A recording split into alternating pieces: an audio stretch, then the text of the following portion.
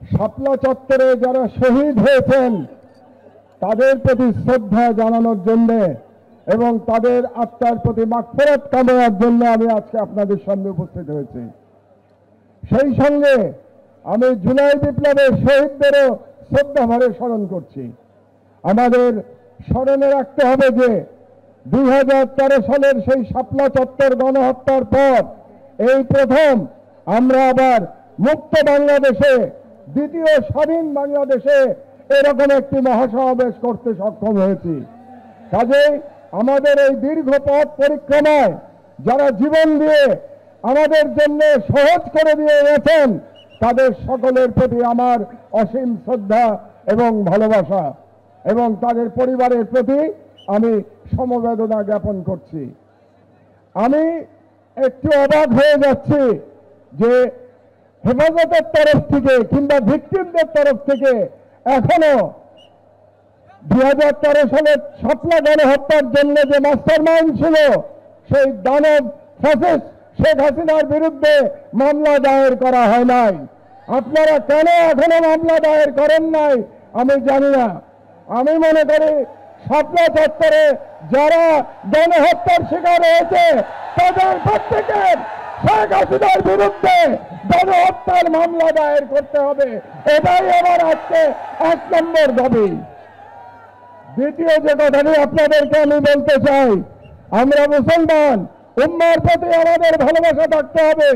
তাই গাজার শহীদ এবং কাশ্মীরের মুসলমানদের উপরে যে জুলুম চলছে তার বিরুদ্ধে আমাদের ঐক্যবদ্ধভাবে আন্দোলন চালাতে হবে।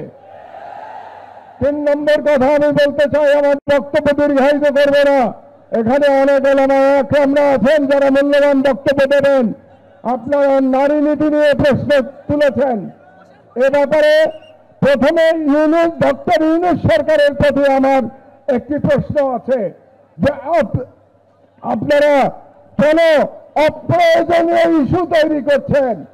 নারী কমিশন করবার জন্য জুলাই বিপ্লবের তরুণেরা জীবন দেয় নাই, তারা জীবন দিয়েছিল বাংলাদেশকে ফ্যাসিবাদ মুক্ত করবার জন্য, বাংলাদেশ থেকে ভারতীয় আগ্রাসনবাদ মুক্ত করবার জন্য।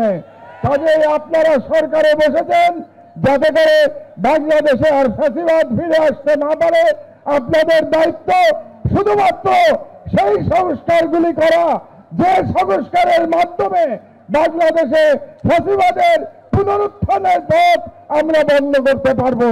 কাজেই ডক্টর ইউনূস সরকারের প্রতি আমার বাংলাদেশের একজন প্রবীণ নাগরিক হিসেবে পরামর্শ থাকবে, আপনারা অপ্রয়োজনীয় ইস্যু তৈরি করবেন না।